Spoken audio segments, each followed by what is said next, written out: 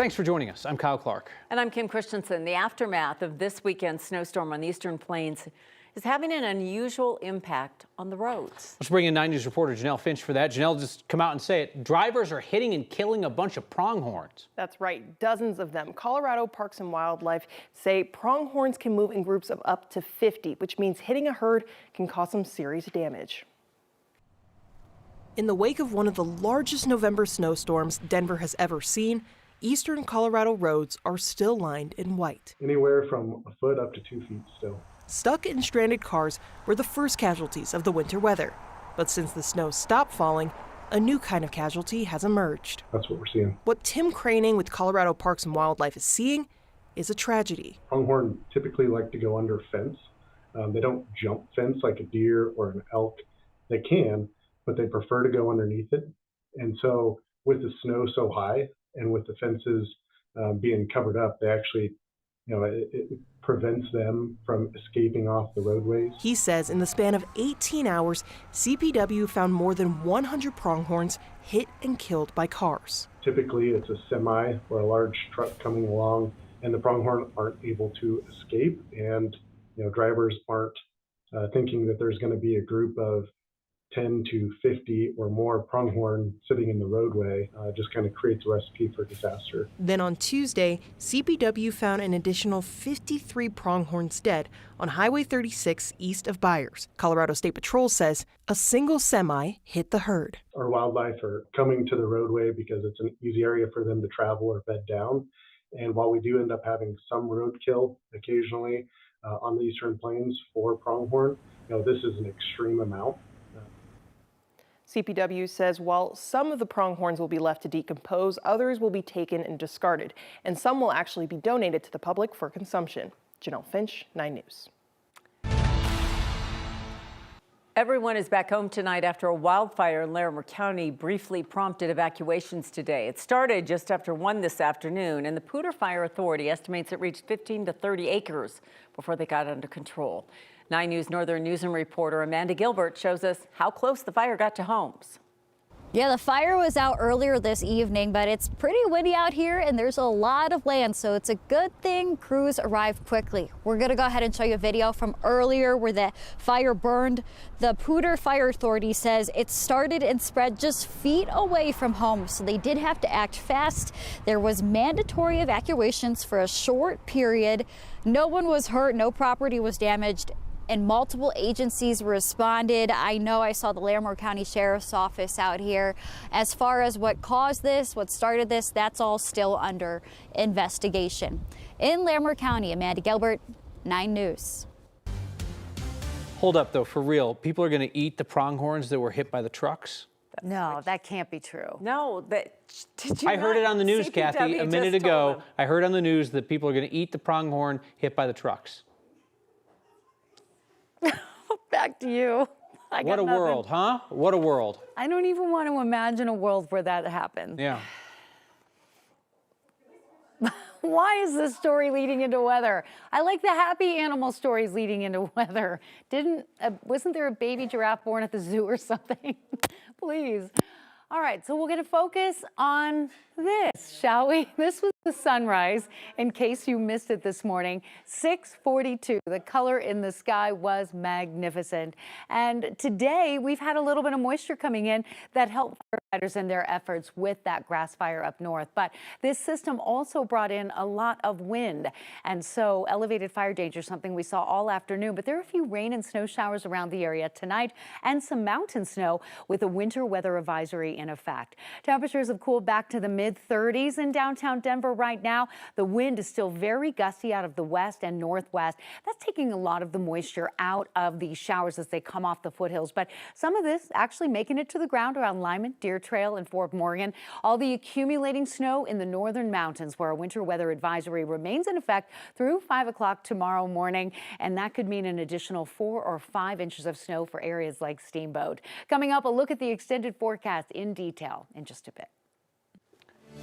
President-elect Donald Trump has selected another Fox News personality for a key role in his administration. He's nominating Fox and Friends weekend host and decorated veteran Pete Hegseth to be Secretary of Defense. Hegseth served in Afghanistan and Iraq, earning 2 Bronze Stars and a combat infantryman's badge, though Hegseth lacks any senior military experience or national security credentials. Hegseth has previously urged Trump to pardon service members accused of war crimes. The president-elect also announced that Elon Musk and his former rival Vivek Ramaswamy will lead a newly formed Department of Government Efficiency to reduce government spending. Musk has said that he wants to cut 1/3 of the U.S. government's spending while not offering much by way of specifics. Musk previously said those cuts would mean temporary hardship for some Americans. Despite the Department of Government Efficiency's name, it will not actually be a government department, just an outside group offering advice. The future of Space Command in Colorado is in doubt again with Trump's return to the White House. It's currently stationed in Colorado Springs. Then President Trump, back during his first term, talked about moving it to Alabama, but President Joe Biden decided to keep it in Colorado. On a radio show in Alabama today, Republican Congressman Mike Rogers, who heads Armed Forces, said that Trump plans to move it to Huntsville when he's back in office. Republicans and Democrats from Colorado have called for Space Command to stay here, where its leadership asked for it to be based. 3 people are accused of faking a hate crime in Colorado Springs. Today, the Justice Department indicted 35-year-old Derek Bernard, 40-year-old Ashley Blackcloud, and 38-year-old Deanna West. Federal prosecutors say they burned a cross in front of a campaign sign for then-candidate, now Mayor, Yemi Mobilati. There are no indications that he was involved. Then they're accused of emailing news organizations and other groups to spread disinformation about that fake hate crime. Bernard is currently in jail for something else. Blackcloud made her first court appearance today. The feds are still searching for West.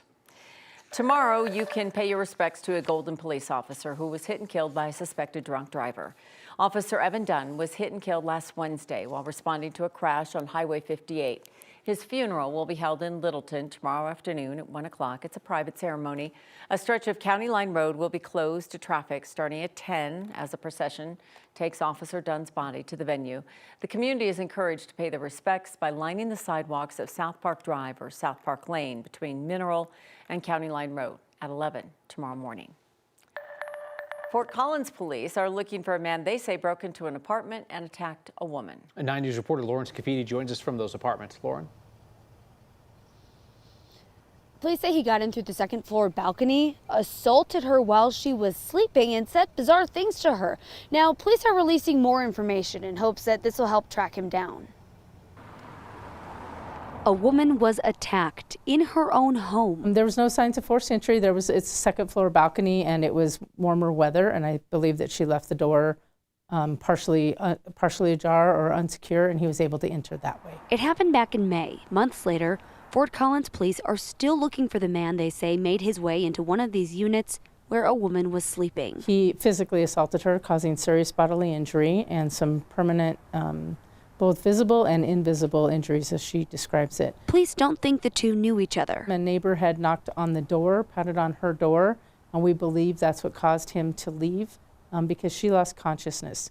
And after she awoke, both she and multiple neighbors called for 911. Police say the man repeated unusual things like telling the woman she had sinned and needed to confess. And we're not able to find any incidents that are similar in nature that we can tie to this, to say that there's related crimes out there. If you know anything, police want to hear from you. Having a suspect out there at large with this level of significance of a crime, the gravity of it, is disheartening for us, and it also it makes us want to work to hold him accountable and to bring him into custody. Police say the woman was seriously hurt. Fort Collins police set up a designated tip line for this case. The number is on your screen. You can remain anonymous, and we will have that posted on our website, 9news.com. Live in Fort Collins, Lawrence Cafidi, 9 News. One person's dead, 4 others were taken to the hospital. 2 more were treated after what started as an odor investigation in northeast Denver. Happened around 8 this morning near 41st and Ensenada, what Denver Fire is calling a multi-family building. They say a number of people got sick. They have not talked about the source of the smell. Denver Fire says there's no danger to anybody outside the building where it was reported. UC Health has agreed to pay $23 million to settle a federal investigation into claims that the hospital system was artificially inflating bills for Medicare patients. The DOJ claims UC Health was automatically using higher cost codes for Medicare and TRICARE patients in their ERs. They are set billing codes for those patients based on how the hospitals treat them during their visits. A whistleblower claimed between 2017 and 2021, UC Health was automatically coding some emergency room visits at the highest levels, regardless of how long patients were there and which resources were used during their visits. UC Health denies the allegations. A spokesperson says they agreed to the $23 million settlement to avoid a long legal process. The whistleblower, a former UC Health coding specialist, will get nearly $4 million of that settlement.